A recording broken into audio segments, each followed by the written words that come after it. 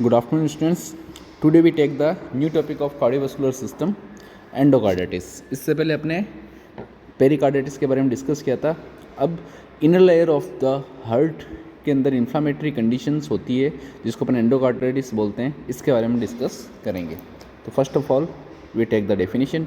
Endocarditis is also known as infective endocarditis, bacterial endocarditis, infectious endocarditis और fungal endocarditis. तो ये इसके types भी हो सकते हैं या फिर एंडोकार्डाइटिस को अपन अलग अलग नाम से बुला भी सकते हैं. जैसे इन्फेक्टिव एंडोकार्डाइटिस है, उसके अंदर क्या होता है, इन्फेक्शन की कंडीशंस डेवलप होती है, बैक्टीरियल इन्फेक्शन वगैरह. देन वेक्टरल एंडोकार्डाइटिस के अंदर कोई भी वेक्टर्स होते हैं जो इस इन्फ्लामेटरी कंडीशंस कोज करते हैं. देन फंगल एंडोकार्डाइटिस है, इसके अंदर फंगल जो होते हैं, फंजाइज वगैरह, वो इन्फेक्शन कंडीशंस कोज करते हैं. तो इसके अकॉर्डिंग इसको अपन अलग अलग नामों से बुला सकते हैं या फिर इसको अपन टाइप्स के अंदर भी डिवाइड कर सकते हैं. Then endocarditis is a rare condition that involve inflammation of heart lining, heart inner lining and heart muscles and the heart wall. Means endocarditis एक ऐसी कंडीशन है जिसके अंदर इन्फ्लामेशन होता है हार्ट की इनर लाइनिंग के अंदर, हार्ट के अंदर मसल्स के अंदर और हार्ट की वॉल्स के अंदर, क्योंकि ये मोस्टली वॉल का पार्ट को कवर करती है, इसीलिए यहाँ पे ये इन्फ्लामेटरी कंडीशंस को डेवलप करता है. Then an infection of endocardium cause endocarditis. जो हार्ट की इनर लेयर जिसको अपन एंडोकार्डियम बोलते हैं, वहाँ पे इन्फेक्शन की कंडीशंस को अपन एंडोकार्डाइटिस के अंदर डिस्कस कर सकते हैं. तो इसके अंदर यदि इन्फेक्शन या इन्फ्लामेटरी कंडीशन डेवलप होगी तो उस कंडीशन के कारण वहाँ पे डैमेज एंड डिस्ट्रॉय होगा हार्ट की वॉल के अंदर, जिसके कारण हार्ट भी डैमेज हो सकता है और वो दोनों मिला के बहुत सारी सीवियर प्रॉब्लम्स डेवलप कर सकता है.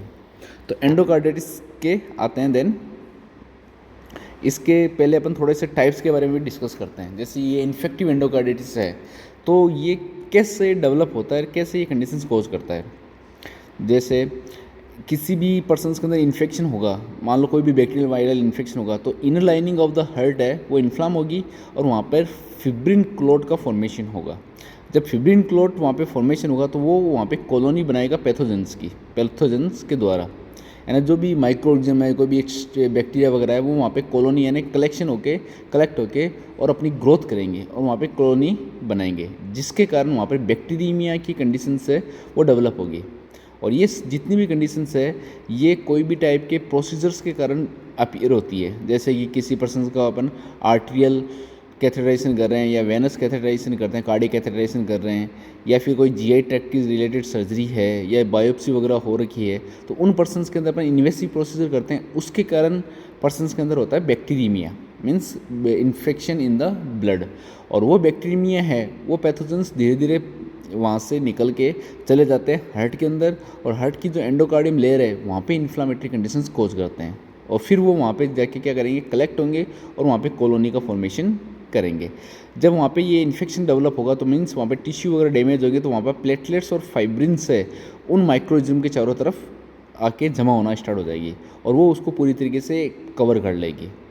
जब धीरे धीरे ये क्या होगा, वहाँ पे कवर है वो धीरे धीरे वहाँ पे डैमेज होना थिक होना स्टार्ट होगा, स्टिफ होना स्टार्ट होगा और स्कार का फॉर्मेशन कर लेगा, जिसके कारण जो हार्ट की इनर लेयर की जो मार्जिन है और जो वाल्व है उसके अंदर थिकनेस और स्कार का फॉर्मेशन हो जाएगा. और वो क्या करेगी, वहाँ पे जो ब्लड की सप्लाई है उसको धीरे धीरे ऑब्स्ट्रक्ट करना स्टार्ट कर देगी. क्यों? क्योंकि हार्ट की जो अंदर वाली एरिया है पूरी तरीके से थिक हो चुका है, स्कार हो चुका है और उसने वहाँ पे टाइटनिंग फॉर्मेशन कर लिया, जिसके कारण ब्लड का ट्रांसफ्यूजन एक चैम्बर से दूसरे चैम्बर के अंदर नहीं हो पाएगा और वो कंडीशन है वो ब्लड को ऑब्स्ट्रक्ट करना स्टार्ट करेगा और कार्डियक आउटपुट को रिड्यूस करेगा. तो एंडोकार्डाइटिस के कारण इसके थ्रू बहुत सारी सीवियर प्रॉब्लम्स डेवलप हो सकती है. तो ये इन्फेक्टिव एंडोकार्डाइटिस के कारण डेवलप होता है. अब आते हैं अपन इसके कोजेज़ के अंदर. तो कोजेज़ के अंदर होता है infection, bacterial infection. Bacterial infection के अंदर मोस्टली स्ट्रेप्टोकोकल जो बैक्टीरिया होता है वो इसके अंदर इन्फेक्शन कोज करता है. और ये स्ट्रेप्टोकोकस बैक्टीरिया है, इसके भी 3 अलग अलग वेरिएंट होते हैं जो इसको इन्फेक्शन को कोज करते हैं. जैसे फर्स्ट वन आता है स्ट्रेप्टोकोकस वेरिडेंस. ये मान लो किसी पर्सन के अंदर अपर रेस्पिरेटरी इन्फेक्शन है या फिर डेंटल इन्फेक्शन वगैरह है, यदि उस इन्फेक्शन के कारण ब्लड इन्फेक्शन होता है और वो एंडोकार्डाइटिस को कोज कर सकता है. देन सेकेंड वन आता है स्ट्रेप्टोकोकस एयूरस. वो यदि किसी पर्सन के अंदर कार्डियक सर्जरी के टाइम कोई इन्फेक्शन हो गया है और बैक्टीरियमिया की कंडीशन डेवलप हुई है तो वो भी फिर एंडोकार्डाइटिस कॉज कर सकता है। और एक थर्ड वन आता है स्टेफाइलोकोकस एपिडर्मिड्स। तो उसके अंदर क्या होता है, मान लो किसी पर्सन के अंदर हार्ट वाल की प्रोस्थेटिक सर्जरी वगैरह हुई है या फिर कोई भी आईवी प्रोसीजर असेस हुए हैं तो उस टाइम बैक्टीरिया की कंडीशंस डेवलप हो गए और एंडोकार्डाइटिस की कंडीशंस डेवलप हो सकती है। तो बैक्टीरियल इन्फेक्शन के कारण मोस्टली एंडोकार्डाइटिस डेवलप होता है। अब आता है dental procedure, heart attack, heart defect, sexually transmitted disease है, कोई भी मेडिकल टेस्ट है। तो ये सारे इन्वेसिव प्रोसीजर है जो भी मैंने बताए थे कि किस किस तरीके से बैक्टीरिया की कंडीशन डेवलप हो रही है और कैसे कैसे इन्फेक्शन कॉज कर रहा है। इसके अलावा कुछ फंगाई है जैसे कैंडिडा एल्बिगन्स और एस्परजिलोसिस है, उससे जो इन्फेक्शन होगा उसको अपन फंगल एंडोकार्डाइटिस बोल सकते हैं।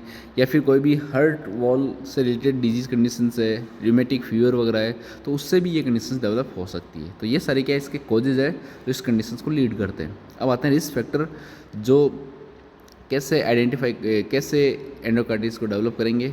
जैसे आर्टीरियल हार्ट वॉल या फिर हार्ट के अंदर इन्फेक्शन है तो उसके कारण, यानी किसी पर्सन के अंदर आर्टिफिशियल हार्ट वाल वगैरह डालते हैं तो उसके कारण बैक्टीरिया हो सकता है। कंजेनिटल हार्ट डिसऑर्डर यदि किसी पर्सन के अंदर है तो उसके कारण एंडोकार्डाइटिस हो सकता है। कोलोनोस्कोपी है, कार्डियोमायोपैथी है। कार्डियोमायोपैथी के अंदर क्या होता है, हार्ट की जो लेयर वगैरह है वो डैमेज होना स्टार्ट हो जाती है तो उसके कारण स्मोकिंग वगैरह है। तो ये सारे कंडीशंस है, ये एंडोकार्डाइटिस की कंडीशंस को लीड कर सकता है। स्मोकिंग से डैमेज होके और फिर इन्फ्लामेटरी कंडीशन डेवलप होगी। वैसे ही कार्डियोमायोपैथी के अंदर होगा और कोलोनोस्कोपी के थ्रू इन्फेक्शन कोज होके फिर एंडोकार्डाइटिस डेवलप होगा। तो ये सारे क्या रिस्क फैक्टर है जिसके कारण एंडोकार्डाइटिस डेवलप हो सकता है। अब आते हैं इसके क्लिनिकल मैनिफेस्टेशन के अंदर।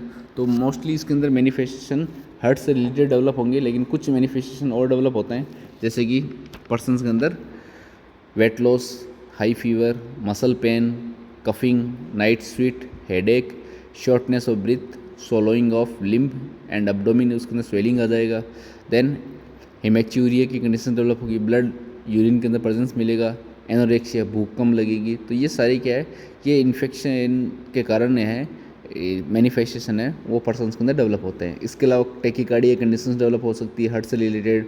मरमर साउंड है अपन को सुनाई दे सकता है पर्सन्स के अंदर। कई बार मरमर साउंड नहीं भी सुनाई देता सिम्टम्स के अंदर, लेकिन कोई भी कंडीशन है उसके अंदर मरमर साउंड के अंदर चेंजेस देखने को मिलेंगे। देन जो टॉयज़ और फिंगर्स है वो उसके अंदर स्वेलिंग वगैरह आने के चांसेस बढ़ सकते हैं। और कंजक्टिवा म्यूकस मेम्ब्रेन है, वहाँ पर रेडनेस की कंडीशन डेवलप हो सकती है। इस और भी बहुत सारे सीवियर सिम्टम्स है जिसके कारण डेवलप हो सकते हैं। तो ये मोस्ट कॉमनली सिम्टम्स है जो एंडोकार्डाइटिस के अंदर अपन को देखने को मिलेंगे। अब आते हैं अपन डायग्नोस्टिक इवैल्यूएशन के अंदर। तो ब्लड कल्चर से अपन कौन सा बैक्टीरिया है और कौन सा फंजाई है उसकी प्रेजेंस का पता लगा सकते हैं। ESR मतलब इरेथ्रोसेंडिमेशन रेट। तो इरेथ्रोसाइट्स सेंडिमेशन रेट से अपन पर्सन्स की जो ब्लड कितनी गति से नीचे बैठ रहा है उसके बारे में पता लगा सकते हैं थिकनेस वगैरह के लिए। ECG है, उसके अंदर हार्ट के अंदर जो एंडोकार्डियम के अंदर चेंजेस आ रहे हैं, वाल वगैरह डैमेज हो रहे हैं, उसके अंदर साइज़ बढ़ रही है, थिकनेस आ रही है, स्कार का फॉर्मेशन हो रहा है, उसके बारे में अपन ECG से उसके कारण जो चेंजेस आ रहे हैं हार्ट रेट के अंदर वो अपन पता लगा सकते हैं। CT स्कैन से अपन ये जो स्कार का फॉर्मेशन वगैरह है इसको अपन प्रॉपर्ली विजुलाइज कर सकते हैं, यानी ऑर्गन के बारे में अपन देख सकते हैं। तो ये सारे एग्जामिनेशन है जिसके थ्रू अपन पता लगा सकते हैं। इसके बाद आता है इसका मैनेजमेंट। तो मैनेजमेंट के अंदर अपन मेडिकल मैनेजमेंट करेंगे तो मोस्टली अपन IV anti microbial fluid administration provide करेंगे, फ्लूइड थेरेपी अपन देंगे। तो IV एंटी माइक्रोबियल थेरेपी अपन मोस्टली 4 to 6 वीक तक अपन प्रोवाइड करते हैं, क्योंकि बैक्टीरिया की कंडीशंस है तो उसको रिमूव करने के लिए अपन एंटीबायोटिक को सिलेक्ट करते हैं और वो अपन फ्लूइड थेरेपी के थ्रू प्रोवाइड करते हैं। देन सप्लीमेंट न्यूट्रिशन अपन पेशेंट को प्रोवाइड करेंगे क्योंकि एनोरेक्सिया वगैरह होता है, डेवलप होता है उसके लिए। देन कार्डियोलॉजिस्ट अपन रेगुलर फॉलोअप ट्रीटमेंट के लिए उसको सजेस्ट करेंगे। और यदि ब्लड इन्फेक्शन है, बैक्टीरिया है और सीवियर बैक्टीरिया है तो ब्लड ट्रांसफ्यूजन को भी अपन एडमिनिस्टर कर सकते हैं, मतलब न्यू ब्लड ट्रांसफ्यूजन अपन करेंगे। तो इसके थ्रू अपन क्या कर सकते हैं, इसको यानी बार बार अच्छे से ब्लड ट्रांसफ्यूजन करते रहेंगे ताकि बैक्टीरिया की कंडीशंस को अपन रिलीव करवा के और इसके सिम्टम्स को सही कर सकते हैं। इसके बाद आता है इसका नर्सिंग मैनेजमेंट। तो नर्सिंग मैनेजमेंट के अंदर अपन सबसे पहले असेसमेंट करेंगे ब्लड कल्चर, CBC, रीनल और हेपेटिक स्टडीज़, देन कोई भी एलर्जी के रिलेटेड अपन असेस करेंगे, एंटीबायोटिक थेरेपी के रिएक्शंस को अपन असेस करेंगे, और पेशेंट और उसकी फैमिली का एंजाइटी लेवल भी अपन असेस करेंगे ताकि अपन उसका कोपिंग मैनेजमेंट को जान सके। तो ये सारे असेसमेंट के थ्रू अपन ये पता लगा सकते हैं कि पर्सन्स के अंदर मेन प्रायोरिटी किसको दें और कैसे उसका मैनेजमेंट कर सके। तो इन्हीं असेसमेंट के अकॉर्डिंग हम डायग्नोसिस बनाएंगे।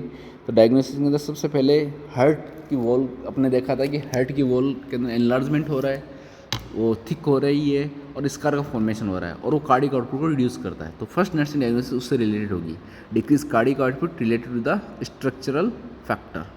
स्ट्रक्चरल का मीन्स एंडोकार्डियम लेयर की थिकनेस और स्कार का फॉर्मेशन होने के कारण। सेकेंड नर्सिंग डायग्नोसिस है ineffective tissue perfusion related to the decrease cardiac output और रिड्यूस ब्लड सर्कुलेशन, यानी पूरी बॉडी को प्रॉपर्ली ब्लड की सप्लाई नहीं हो पा रही है। Then hyperthermia related to the infection और इन्फ्लामेशन, क्योंकि इन्फ्लामेशन होता है तो फीवर आएगा, तो उससे रिलेटेड बन जाएगा। Then imbalance nutrition less than body requirement related to the anorexia, then anxiety, hospitalisation. तो ये सारी कंडीशंस क्या करती है, पेशेंट के न्यूट्रिशन लेवल को डिसबैलेंस करती है। और लास्ट वन है anxiety related to the acute illness और हॉस्पिटलाइजेशन। तो इससे रिलेटेड अपन सारी नर्सिंग डायग्नोसिस बना सकते हैं और प्रायोरिटी बेस के अकॉर्डिंग अपन इसको इंटरवेंशन प्रोवाइड करेंगे। तो ये इंटरवेंशन है। बाकी तुम्हें जो ये डायग्नोसिस दिए रखी है तो हर एक डायग्नोसिस के अकॉर्डिंग 4-4, 5-5 इंटरवेंशन लिखने हैं। तो इस टॉपिक को अपन यही कंप्लीट करते हैं। देन अपन स्टार्ट करते हैं नेक्स्ट। इसी से रिलेटेड एक कंडीशंस है जिसको अपन बोलते हैं मायोकार्डाइटिस। हार्ट की जो मिडल लेयर होती है वहाँ का इन्फ्लामेटरी कंडीशंस के बारे में अपन डिस्कस करते हैं। तो first of all we take the definition. Myocarditis is an inflammatory process involving the myocardium. Means myocarditis एक इन्फ्लामेटरी प्रोसेस है जो कि मायोकार्डियम लेयर के अंदर डेवलप होती है। और मायोकार्डियम लेयर के अंदर यदि ये कंडीशन डेवलप होती है तो इससे रिलेटेड अपन एक डिजीज़ और पढ़ी थी, MI, मायोकार्डियम इन्फेक्शन। तो ये कंडीशंस कहीं ना कहीं उस कंडीशन को भी लीड्स कर सकती है। देन आते हैं इटियोलॉजी पे। तो इट में बी एक्यूट और क्रॉनिक। ये जो कंडीशन है वो एक्यूट और क्रॉनिक यानी कभी कभी सडनली भी डेवलप होती है और लॉन्ग टाइम तक भी डेवलप रहती है। Then focal and diffuse inflammation भी इसके अंदर डेवलप होता है। फोकल का मतलब जो कंडीशंस है वो मायोकार्डियम लेयर के थ्रू ही डेवलप हुई है, जैसे कोई भी कैथेटराइजेशन वगैरह है, कार्डियक कैथेटराइजेशन है उसके कारण। और डिफ्यूज इन्फ्लामेशन का मतलब किसी पर्सन को बैक्टीरिया की कंडीशन डेवलप हुई है उसके कारण इन्फ्लामेटरी कंडीशन डेवलप हो रही है तो उसको अपन बोलेंगे डिफ्यूज इन्फ्लामेशन। तो ये अलग अलग टाइप्स है जिसके अकॉर्डिंग अपन बता सकते हैं कि मायोकार्डाइटिस के क्या क्या है। और इन्हीं टाइप्स के अकॉर्डिंग इसको अलग अलग इटियोलॉजी फैक्टर के अंदर भी डिवाइड कर रखा है। जैसे कि इन्फेक्शन, तो मोस्टली बैक्टीरियल इन्फेक्शन के अंदर डिप्थीरिया की कंडीशंस है तो उसके अकॉर्डिंग इन्फेक्शन हो सकता है। वायरल के अंदर पोलियोमाइलाइटिस का जो वायरस है जो मायोकार्डाइटिस को लीड कर सकता है। पैरासाइटल इन्फेक्शन के अंदर मलेरिया वाले पेशेंट के अंदर एंड मायोकार्डाइटिस की कंडीशन डेवलप हो सकती है। और फंगल इन्फेक्शन के अंदर कैंडिडा एल्बिगेंस है वो इस कंडीशन को लीड कर सकता है। तो ये सारे क्या है, इन्फेक्शन है जिसके कारण मायोकार्डाइटिस डेवलप होता है। फिर आता है रेडिएशन थेरेपी है, उसके अंदर कुछ टाइप की ड्रग्स अपन कैंसर के ट्रीटमेंट के लिए देते हैं तब मायोकार्डाइटिस की कंडीशन डेवलप हो सकती है। देन कोकीन है, पेनिसिलिन है, पॉइजन है, एल्कोहलिज्म है या फिर एलर्जिक रेडिएशन वगैरह है। तो ये सारे ऐसे फैक्टर्स है जो मायोकार्डाइटिस को डेवलप करते हैं। तो ये सारे क्या है, इसके इटियोलॉजिकल फैक्टर है जो इस कंडीशंस को लीड करते हैं। इसके अलावा कई टाइप्स के केमिकल्स है उनके रेगुलर एक्सपोजर के कारण भी मायोकार्डाइटिस डेवलप हो सकता है। और कोई भी टॉक्सिन रिएक्शंस या एलर्जिक रिएक्शंस है पेनिसिलिन या कोकीन की वजह से तभी मायोकार्डाइटिस की कंडीशन डेवलप हो सकती है। या फिर किसी पर्सन को कोई कोलेजन डिजीज़ वगैरह है तो उसके कारण भी मायोकार्डाइटिस की कंडीशन डेवलप हो सकती है। अब आते हैं इसके क्लिनिकल मैनिफेस्टेशन के अंदर। तो इसके अंदर मोस्टली मैनिफेस्टेशन डेवलप होंगे चेस्ट पेन की कंडीशंस, क्योंकि हार्ट की जो मोस्ट लेयर है मायोकार्डियम उसके अंदर इन्फेक्शन है, इन्फ्लामेशन है तो उसके कारण चेस्ट पेन होगा। देन शॉर्टनेस ऑफ ब्रीथ की कंडीशन डेवलप होगी, फीवर है, अरिथमियाज, अरिथमिया मीन्स होता है जो हार्ट की रेट और रिदम है उसके अंदर चेंजेस आना स्टार्ट हो जाएंगे। डायरिया के सिम्टम्स आएंगे, हार्ट फेलियर हो सकता है क्योंकि मेन जो लेयर जो सबसे मोटी लेयर है उसके अंदर इन्फेक्शन के कारण जो हार्ट है वो कम्प्लीटली पंप नहीं कर पाएगा और हार्ट फेलियर की कंडीशंस को डेवलप कर सकता है। हार्ट के अंदर एनलार्जमेंट हो जाएगा और फ्लूइड रिटेंशन होना स्टार्ट हो जाएगा। क्यों? क्योंकि हार्ट की जो मेन लेयर यदि वहाँ पे थिकनेस स्वेलिंग आ रखी है तो उसके कारण कार्डियक आउटपुट नहीं होगा और जो ब्लड का बैक फ्लो होना स्टार्ट होगा और वो फ्लूइड रिटेंशन की कंडीशंस डेवलप करेगी। और मोस्टली जो लोअर एक्सट्रीमिटीज़ है तो उसके अंदर फ्लूइड का रिटेंशन होगा, लेग्स या एंकल वगैरह के अंदर। फिर हेडेक की कंडीशंस डेवलप हो सकती है और जॉइंट पेन। तो ये सिम्टम्स है मोस्टली इसके अंदर डेवलप होते हैं। इसके अलावा भी कुछ सिम्टम्स है जैसे कि अब नॉर्मल हार्ट साउंड देखने को मिलेंगे, जैसे मरमर साउंड अपन को देखने को मिल सकता है, फ्रिक्शन रब अपन को देखने को मिल सकता है, फटीग और डिस्पनिया के सिम्टम्स अपन को देखने को मिल सकते हैं, और फीवर विद टेकिकार्डिया। तो ये भी सिम्टम्स अपन को देखने को मिल सकते हैं। और यदि इसके अंदर हार्ट फेलियर होता है तो हार्ट फेलियर के कुछ साइन हो सकते हैं जैसे कि डिस्पनिया है, पल्सेशन होना, क्रैकल साउंड प्रेजेंस होना और लोअर एक्सट्रीमिटी इडीमिया। तो ये सारे क्या हार्ट फेलियर के सिम्टम्स है। यदि ये सिम्टम्स यदि अपन को देखने को मिलते हैं तो अपन ये आइडेंटिफाई कर सकते हैं कि मायोकार्डिटिस के कारण पर्सन को हार्ट फेलियर डेवलप हो सकता है। देन आते हैं इसके डायग्नोस्टिक इवेल्यूएशन के अंदर। तो हिस्ट्री कलेक्शन और फिजिकल एग्जामिनेशन के थ्रू अपन पता लगा सकते हैं। देन ईसीजी अपन देखेंगे तो ईसीजी के अंदर अपन को एसटी सेगमेंट तो फ्लैट दिखेगा, टी वेग के अंदर इन्वर्सन देखने को मिलेगा और कंडक्शन अपन को डिफेक्ट देखने को मिल सकता है। देन